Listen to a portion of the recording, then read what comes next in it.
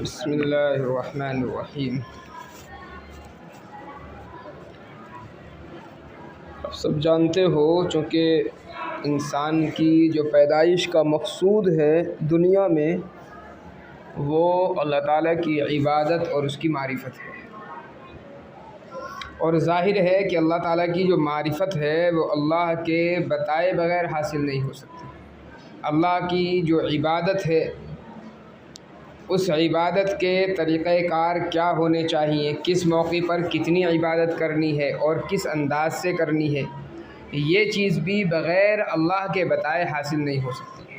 اسی لیے دین شریعت جو ہے مکمل طور پر اگر اس کا خلاصہ ہم نکالیں تو وہ سارا کا سارا عبادت کا طریقہ ہے۔ عبادت کے طریقے کے علاوہ دین شریعت کوئی چیز نہیں ہے۔ کہیں اخلاقیات کے حوالے سے عبادات ہیں، کہیں بدنی عبادات ہیں، کہیں مالی عبادتیں ہیں، لیکن بہرحال پوری جو شریعت ہے وہ عبادت کو بیان کرتی ہے۔ اور ظاہر ہے کہ پھر عبادت کے جو طریقہ کار ہیں وہ بھی انسان اپنے اعتبار سے متعین نہیں کر سکتا۔ جس اللہ نے انسان کو بنایا ہے تو ضروری یہ تھا کہ اللہ تعالیٰ پھر اس کو طریقے بھی سکھلاتا کہ عبادت کرنی ہے تو کس انداز سے کرنی ہے۔ اس لیے اللہ تعالیٰ نے پھر وحی کا سلسلہ جو ہے وہ شروع فرمایا ہے تاکہ انسان کو جس مقصد کے تحت میں دنیا میں بھیجا گیا ہے وہ مقصد بآسانی انسان پورا کر سکے۔ اسی لیے اللہ تعالیٰ نے وحی کا سلسلہ شروع فرمایا۔ تو وحی کی جو ضرورت ہے وہ اسی وجہ سے پڑتی ہے کہ انسان کو چونکہ اللہ تعالیٰ نے مکلف بنایا ہے دنیا میں اپنی معرفت کے حصول کا، اپنی عبادت کا، اور معرفت کا حصول اور عبادت بغیر طریقہ جانے ہوئے نہیں ہو سکتی، اور انسان کو اللہ نے ایسی عقل نہیں دی کہ وہ اپنی جانب سے طریقے متعین کر سکے۔ اس لیے اللہ تعالیٰ نے پھر وحی کا سلسلہ شروع فرمایا ہے۔ اور وحی جو ہے اللہ تعالیٰ نے ابتداءً دو قسم کی نازل فرمائی ہے، ایک وحی ہے صریح اور دوسرے وحی ہوتی ہے حکمی۔ ایک وحی صریحی ہوتی ہے اور ایک وحی حکمی ہوتی ہے۔ وحی ہے صریحی جو ہے اس کی پھر دو قسمیں ہوتی ہیں، ایک وحی مطلوع ہے اور ایک وحی غیر مطلوع۔ وحی مطلوع قرآن کریم ہے اور وحی غیر مطلوع جو ہے وہ احادیث مبارکہ ہے۔ تو قرآن کریم یہ بھی وحی کی ایک قسم ہے اور احادیث مبارکہ یہ بھی وحی کی ایک قسم ہے۔ اچھا، قرآن کریم کو وحی مطلوع ہم کہتے ہیں اور احادیث مبارکہ کو وحی غیر مطلوع کہا جاتا ہے۔ اس کی وجہ کیا ہے؟ اس کی وجہ دراصل یہ ہے کہ قرآن کریم کا جو نزول ہوتا ہے وہ کیسے ہوتا ہے؟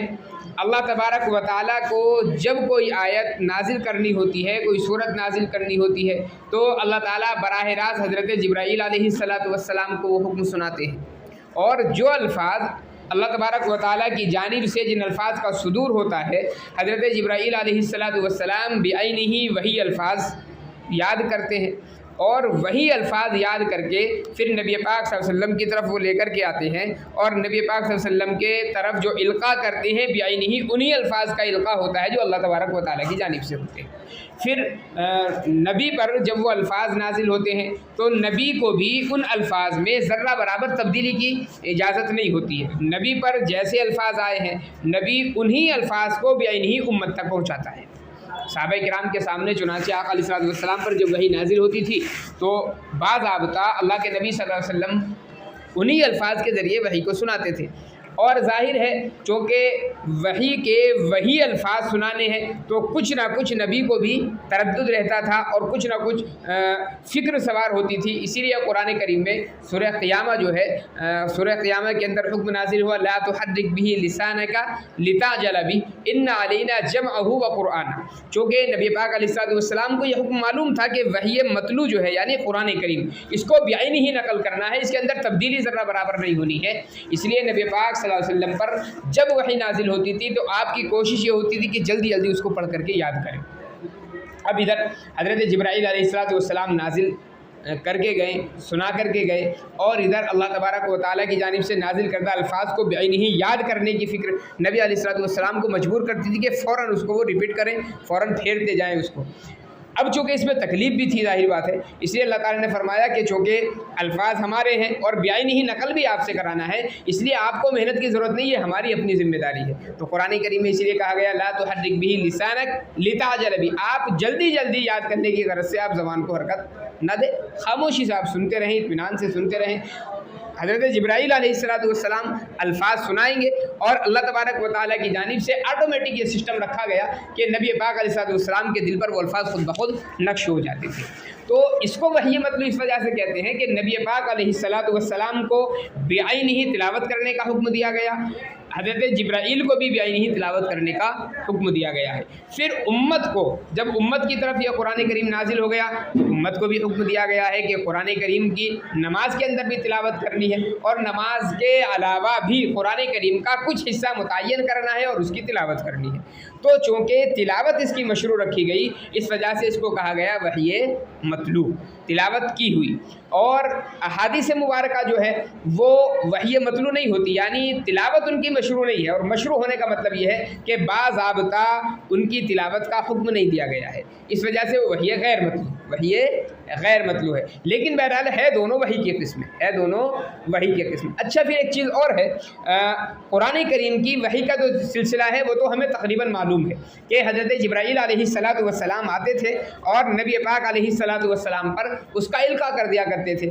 پھر القاء کی مختلف شکلیں ہوئی ہیں کہ کبھی کبھی حضرت جبرائیل علیہ السلام آئے ہیں، سامنے سے قرآن کریم کی آیت نبی پاک علیہ السلام کو سنا دی ہے اور باضابطہ یاد کر لیا آقا علیہ السلام نے۔ کہیں کبھی ایسا ہوا ہے کہ ڈائریکٹ نبی علیہ السلام کے دل پر القاء کر دی گئی ہے، حضرت جبرائیل کہیں دکھائی نہیں دیے، ڈائریکٹ آپ کے قلب پر القاء کر دیا گیا۔ کبھی وہ گھنٹی کی سی آواز آتی تھی اور اس کے ذریعے سے نبی پاک علیہ السلام پر وحی نازل کی جاتی تھی۔ تو مختلف شکلیں تھیں، قرآن کریم کی جو شکل تھی وہ حضرت جبرائیل علیہ السلام کا بلا واسطہ آنا تھا۔ بہرحال اس کے بعد میں جو احادیث مبارکہ کی جو شکلیں بنی ہیں، احادیث مبارکہ میں آپ جانتے ہو دو حدیثیں کہلاتی ہیں، ایک ہوتی ہے حدیث قدسی، ایک ہوتی ہے حدیث نبی صلی اللہ علیہ وسلم۔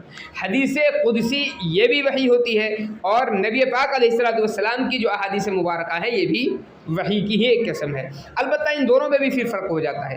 وحی مطلوع میں تو قرآن کریم ہے، وحی غیر مطلوع میں یہ دونوں قسمیں آتی ہیں۔ حدیث قدسی بھی جن کی تعداد تقریباً 200 کے قریب ہے، اور حدیث قدسی کا مطلب یہ ہوتا ہے کہ اللہ تبارک و تعالیٰ کی جانب سے ایک مضمون ہوتا ہے، اللہ تعالیٰ کی جانب سے ایک مضمون ہوتا ہے، وہ مضمون نبی پاک علیہ السلام کے دل پر القاء کیا جاتا ہے اور پھر آقا علیہ السلام اس مضمون کو اپنے الفاظ میں بیان کر دیتے ہیں، اپنے الفاظ میں بیان کر دیتے ہیں۔ یہ ہوتا ہے وحی حدیث قدسی۔ اس کو حدیث قدسی کو کہتے ہیں، حدیث بات کو کہتے ہیں، اور چونکہ الفاظ نبی پاک علیہ السلام کے ہوتے تھے اس لیے اس کو حدیث کہا گیا۔ اور قدسی کیوں کہا گیا؟ چونکہ مضمون ڈائریکٹ اللہ تبارک و تعالیٰ کی جانب سے ہوتا تھا۔ تو یہ ہوتا تھا حدیث قدسی کا طریقہ کار۔ پھر آقا علیہ السلام کی جو احادیث ہیں ان کی وحی کا طریقہ کیا تھا؟ ان کی وحی کا طریقہ بالکل آسان ہے، اور وہ یہ ہوتا تھا کہ اللہ تبارک و تعالیٰ کی جانب سے جب کوئی آیت نازل ہوتی تھی، جب کوئی آیت نازل ہوتی تھی تو اس کا جو اجمال تھا وہ نبی پاک علیہ السلام کو سمجھا دیا جاتا تھا، اس کا اجمال نبی پاک صلی اللہ علیہ وسلم کو سمجھا دیا جاتا تھا۔ اب اس اجمال کی تفصیل آقا علیہ السلام وقتاً فوقتاً اپنے اعتبار سے، امت کی سہولت کے اعتبار سے اس کو بتا دیا کرتے تھے۔ تو نبی پاک علیہ السلام پر کسی بھی آیت کے جو مضمون تھا اس کا جو اجمال آتا تھا، اس اجمال کی تفصیل جو نبی پاک علیہ السلام نے بیان فرمائی ہے وہ احادیث، وہ کیا ہے؟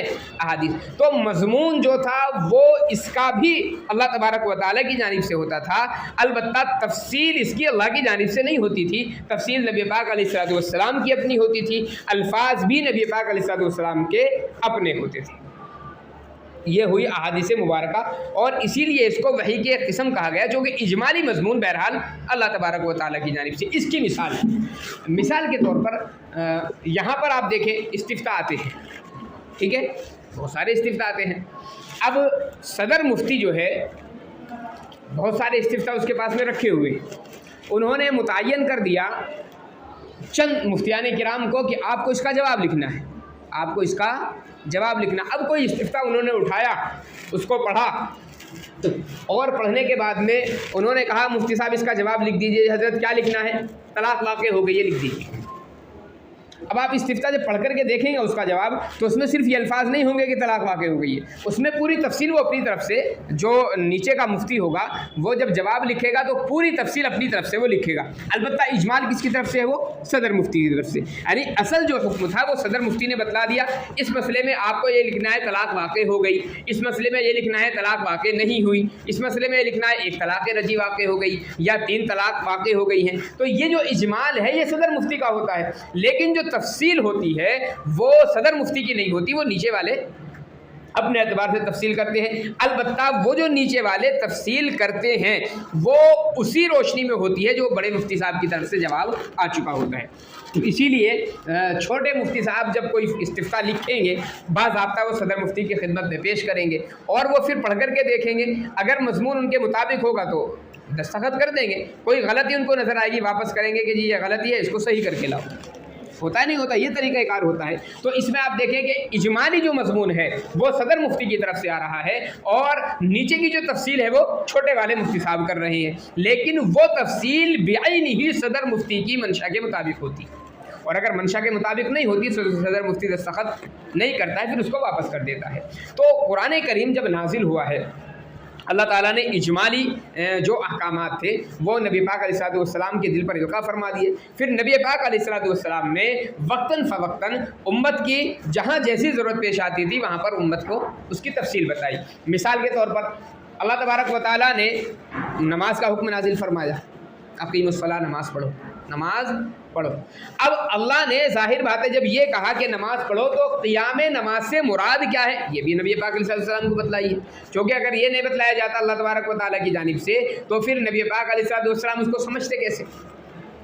قیام صلاۃ کا مطلب آقا علیہ السلام تو تب سمجھیں گے جب اللہ تعالیٰ کی جانب سے بتایا جائے گا اس کو۔ اس لیے جب اقیم الصلاۃ کا حکم دیا گیا تو اللہ کی جانب سے قیام صلاۃ کا باضابطہ مفہوم بتلایا گیا، طریقہ کار بھی بتلایا گیا۔ ہاں البتہ پھر اس کی جو تفصیل تھی کہ نبی پاک علیہ السلام نے پھر نماز کی ایک حیت قضائی متعین فرمائی ہے کہ قیام ایسے کرنا ہے، رکوع ایسے کرنا ہے، سجدہ ایسے کرنا ہے، قعدہ ایسے کرنا ہے، قیام میں یہ پڑھنا ہے، رکوع میں یہ پڑھنا ہے، سجدے میں یہ پڑھنا ہے، یہ جو ساری تفصیل ہے یہ نبی پاک علیہ السلام کی اپنی تفصیل ہے۔ ظاہر ہے اللہ تعالیٰ نے قرآن کریم میں یہ تفصیل نازل نہیں فرمائی، لیکن آقا علیہ السلام کی یہ تفصیل ہے، یہ ایسا نہیں کہ اپنی طرف سے تفصیل ہو، یہ بعین ہی اللہ کی منشا کے مطابق تفصیل ہے، اللہ کی منشا کے مطابق۔ کیوں؟ اس لیے کہ اگر اللہ کی منشا کے مطابق یہ تفصیل نہ ہوتی تو پھر اللہ تبارک و تعالیٰ کی جانب سے اس کو پاس ہی نہ کیا جاتا، اس کو ریجیکٹ کر دیا جاتا۔ تو احادیث کی وحی کا جو طریقہ تھا وہ یہ تھا کہ نبی پاک علیہ السلام قرآن کی آیت کی روشنی میں اس کی تفصیل بیان فرماتے تھے، اور پھر اس تفصیل کو وقتاً فوقتاً امت کے سامنے بیان کر دیا کرتے تھے۔ یہ احادیث مبارکہ تھی، ٹھیک ہے۔ یہ تو دونوں ہو گئی وحی صریح، وحی صریح ہے دونوں، قرآن کریم بھی اور احادیث مبارکہ، احادیث مبارکہ بھی۔ اس کے بعد میں نمبر آتا ہے وحی حکمی کا، وحی حکمی کا۔ وحی حکمی کے اندر جو ہے 5 چیزیں آتی ہیں۔ عام طور پر وحی حکمی کے اندر کتنی چیزیں ہیں؟ 5 چیزیں ہیں۔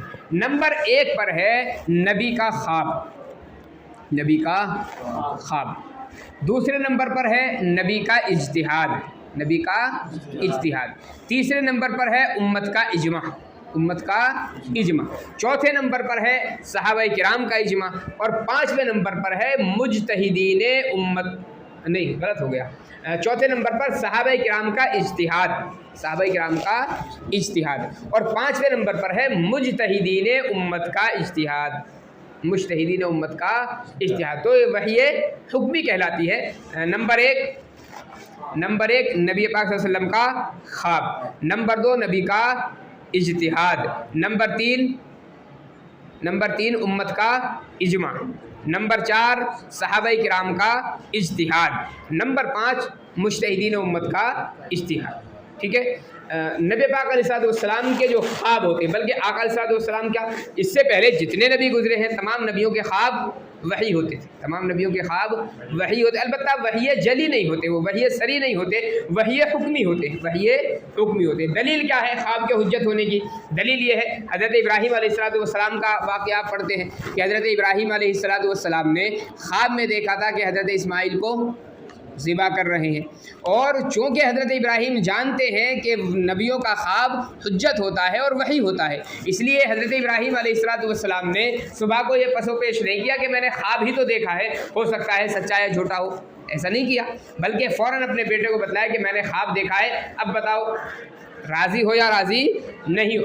اور آپ نے تفسیر میں پڑھا ہوگا کہ حضرت ابراہیم علیہ السلام کا مقصود وہاں پر رائے لینا نہیں ہے بلکہ بتلانا ہے، اور ان کا امتحان ہے، ورنہ یقینی بات ہے بیٹا اگر راضی نہ ہوتا تو حضرت ابراہیم مان جاتے، ایسا تو نہیں تھا، حضرت ابراہیم کو پھر بھی ذبح کرنا تھا، ہر حال میں ذبح کرنا تھا جو کہ حکم تھا۔ تو حضرت ابراہیم علیہ السلام نے اپنے خواب کی بنا پر بیٹے کو ذبح کرنے کا فیصلہ فرما دیا۔ یہ دلیل ہے اس بات کی کہ نبی کا جو خواب ہوتا ہے وہ وحی ہوتا ہے، اور نبی اس بات کو بخوبی جانتا ہے، نبی اس بات کو بخوبی جانتا ہے۔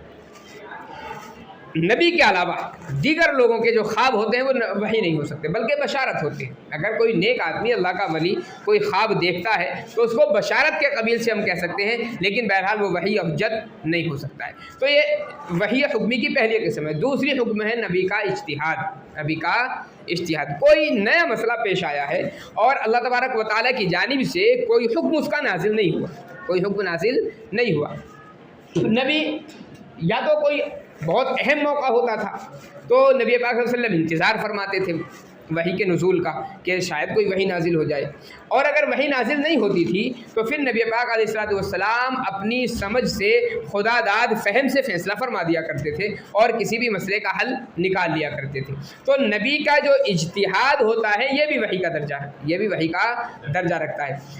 امت کا جو اجتہاد ہے وہ بھی وحی کا درجہ رکھتا ہے، لیکن امت کے اجتہاد میں اور نبی کے اجتہاد میں فرق یہ ہے کہ اگر نبی اپنے اجتہاد میں کہیں غلطی کرتا ہے تو اس کو غلطی پر باقی نہیں رکھا جاتا بلکہ اس کو غلطی پر متنبع کر دیا جاتا ہے، امت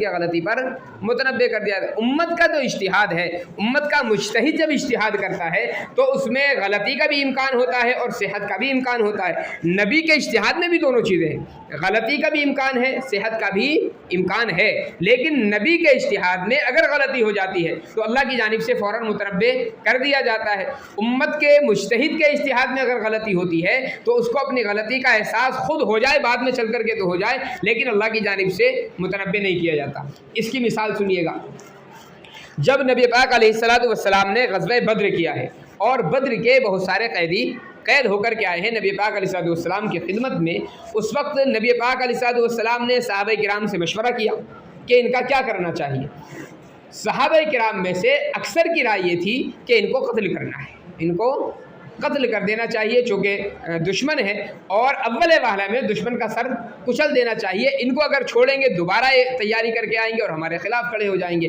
نبی پاک علیہ السلام چونکہ فطرتاً نرم مزاج تھے، آپ علیہ السلام کے اندر رحمت کا غلبہ تھا اور رحمت کی جو صفت تھی وہ زیادہ تھی۔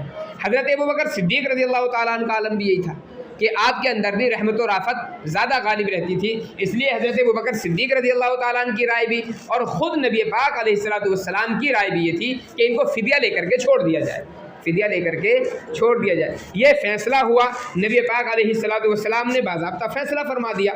اللہ تبارک و تعالیٰ کو چونکہ نبی پاک علیہ السلام کا یہ اجتہادی فیصلہ پسند نہیں تھا، اس لیے اللہ تعالیٰ نے فوراً نبی پاک علیہ السلام کو متنبع فرما دیا کہ آپ کا یہ فیصلہ درست نہیں ہے۔ لیکن چونکہ نبی کا اجتہاد حجت ہوتا ہے، وحی ہوتا ہے، اس لیے اس اجتہاد کو باقی رکھا گیا ہے، اس اجتہاد کو یعنی غلطی پر متنبع تو فرما دیا لیکن اجتہاد کو باقی بھی رکھا گیا۔ چنانچہ سارے بدری قیدیوں کو اس وقت فدیہ لے کر کے چھوڑا گیا ہے۔ ایسا نہیں ہوا کہ متنبع فرمانے کے بعد میں باضابطہ یہ فیصلہ بدل دیا گیا، انہیں جو فیصلہ اللہ کے نبی فرما چکے ہیں اجتہاد سے اس فیصلے کو باقی رکھا گیا، لیکن اللہ کی طرف سے بہرحال چونکہ ناپسندیدہ ایک امر تھا، اللہ کی طرف سے اس کا اظہار کر دیا گیا کہ آپ کا یہ فیصلہ مصلحت کے مطابق درست نہیں ہے، اگرچہ فیصلے کو باقی رکھا گیا ہے۔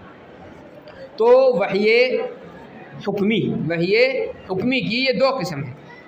پہلی قسم نبی علیہ السلام کا خواب اور دوسری قسم نبی پاک صلی اللہ علیہ وسلم کا اجتہاد۔ تین چیزیں اور رہ گئی ہیں۔ نمبر 3 پر کیا تھا؟ امت کا اجماع، نمبر 4 پر صحابہ کا اجتہاد اور نمبر 5 پر مجتہدین امت کا اجتہاد۔ یہ تین چیزیں کل انشاءاللہ اس کی تفصیل دیکھیں گے۔